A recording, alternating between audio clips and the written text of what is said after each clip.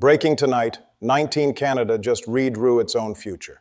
What began as a budget is now a declaration because what Mark Carney unveiled today isn't politics. Hey, it's a turning point and the world is watching. Breaking tonight, something just shattered every assumption about Canadian politics. After months of whispers, doubts, and endless speculation that Mark Carney wasn't ready for this moment, today obliterated all of it. Because today, Carney didn't table numbers. He tabled a declaration that says Canada isn't following anyone anymore. And if you thought this was just another budget day in Ottawa, you're about to discover why this changes everything. Ottawa this morning. The chamber was packed, cameras fixed, critics sharpening their knives, ready to tear apart what they assumed would be another cautious, calculated, politically safe budget. But what happened in that room silenced them all. Finance Minister François Philippe Champagne stood up and unveiled something nobody expected. Not a budget, a blueprint for Canadian independence. The speed, scope, and scale of change we're witnessing in Canada and around the world is quite unprecedented, he said.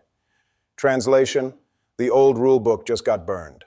Listen to what just hit the table. $25 billion for housing.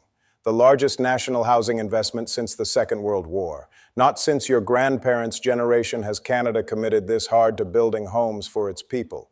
$30 billion for defense and security. Finally, after years of broken promises, Canada just met NATO's 2% target. And here's the number that should make you sit up. $115 billion for infrastructure, hospitals, roads, ports, railways, the backbone of a nation that's done apologizing for wanting to be strong. But everyone believed this would bankrupt Canada. Financial pundits expected fiscal disaster within months. Opposition critics assumed Carney would cave to pressure and scale back. They were all utterly incorrect. Here's what they missed. This isn't reckless spending. This is strategic warfare disguised as a deficit.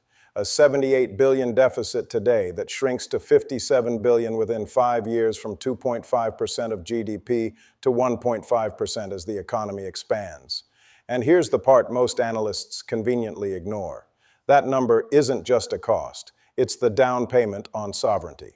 While others cut their way into stagnation, Carney is building his way to strength.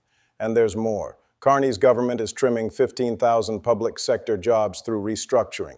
Not slashing blindly, not playing to populist anger, restructuring with precision, moving money from bureaucracy to execution, from process to performance. Leadership that cares about what works, not what polls. Between this morning and this evening, something extraordinary happened in Canadian politics. The critics pushed too hard. Carney said no. And Canada, patient, calculating Canada, just became the nation every serious investor started watching first.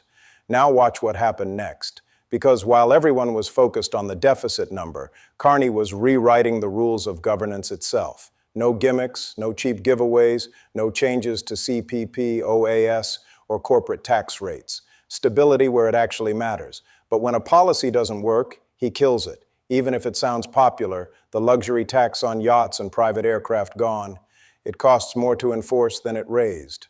Carney called it what it was, bad policy, dead policy. He's even considering lifting the emissions cap, but only if it serves national interests. This is the kind of flexibility that separates statesmanship from ideology, and it draws a razor-sharp line between Ottawa and Washington. While Trump governs through chaos and tantrums, Carney governs through calculation. No theater, no performance, just results. And here's where it gets fascinating. This budget quietly but deliberately distances Carney from the Trudeau era. Gone are the symbolic gestures, the flashy programs that sounded inspiring but delivered little.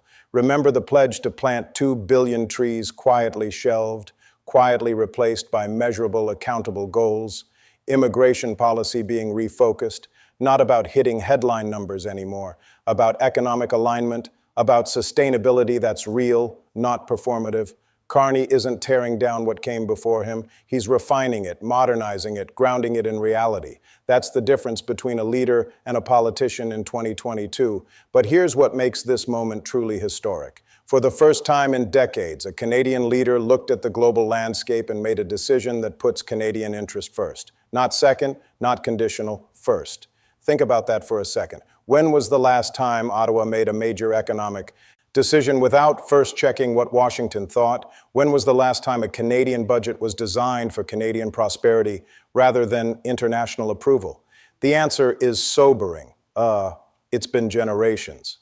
Since the 1960s, perhaps earlier, Canadian economic policy has been reactive, responsive to American markets, differential to international institutions, careful not to offend trading partners. Carney just ended that era, not with rhetoric, with allocation, with investment decisions that say Canada's future will be built by Canadians for Canadians with Canadian capital backing Canadian infrastructure, and the global response, silence. Not the silence of disapproval, the silence of respect. Because serious nations recognize serious strategy when they see it. And what Carney unveiled today is the most serious economic strategy Canada has produced in half a century. Economists are rarely impressed, but today they are.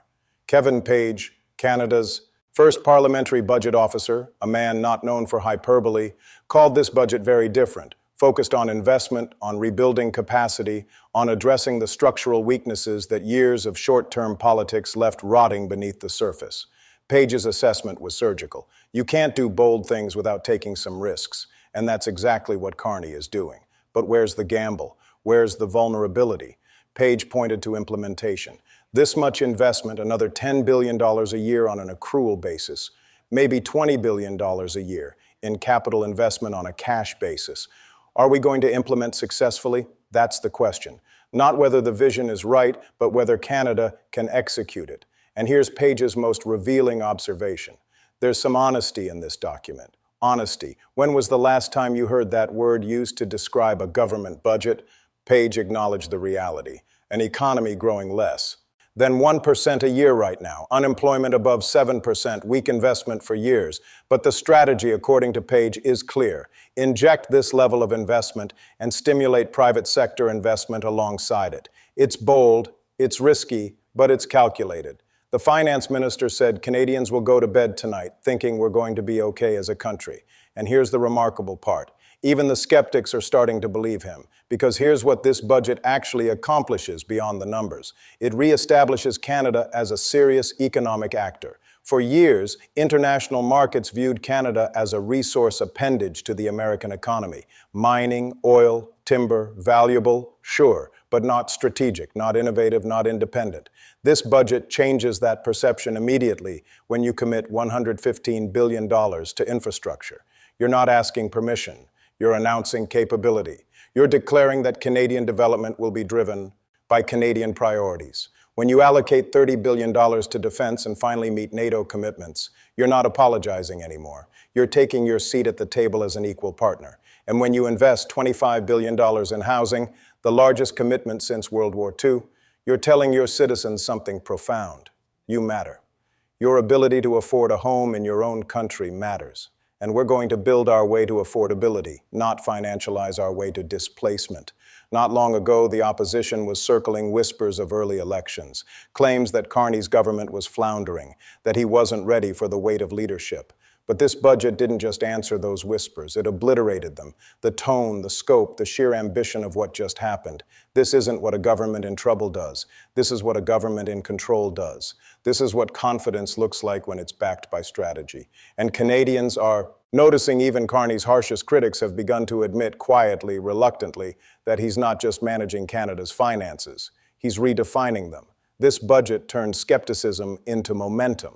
And in doing so, it restored something that had been missing from Ottawa for years. Faith in the capacity to lead, faith in the courage to dream. Think about what just happened here. For decades, Canadian budgets were written to manage decline, to survive, to follow Washington's lead and hope for the best. But under Mark Carney, Canada isn't following anyone anymore. This is the budget of a country reclaiming its independence, its ambition, its spine. The pattern has been identical across every G7 meeting for years. Canadian officials would reference American economic policy, express concern about trade relationships, and ask if Washington approved of Ottawa's approach. The answer was always conditional. Yes, but stay in your lane. Yes, but don't challenge our priorities. Yes, but remember who the senior partner is. Carney just changed that dynamic permanently, not through confrontation, through demonstration. By showing that Canada chart its own course and succeed, When future historians look back at this moment, this budget may mark the inflection point. The day Canada stopped apologizing and started building.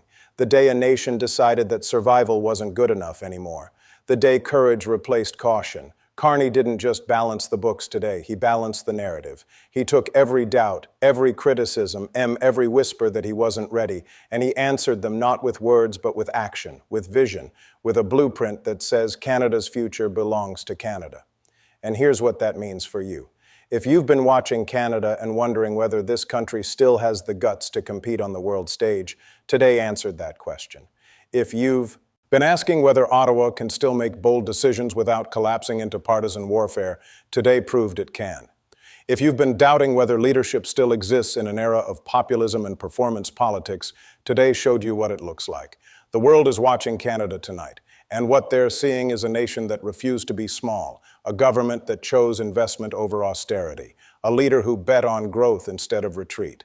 This is the budget of a country that decided its best days are ahead, not behind. This is what happens when a nation remembers that sovereignty isn't given, it's built. One hospital, one railway, one affordable home at a time. You're watching Canada today. Factual, independent, unapologetically Canadian. Subscribe now because we're following every move as Canada writes its next chapter. And if today taught us anything, it's that this chapter is going to be bold. Hit that subscribe button, turn on notifications because the story of Canada's resurgence is just beginning and you don't want to miss what happens next. We'll also be launching our channel's website soon. You can share your opinions there. You can even participate in our videos if you'd like to share your opinions. Would you like something like that? Share your thoughts in the comments.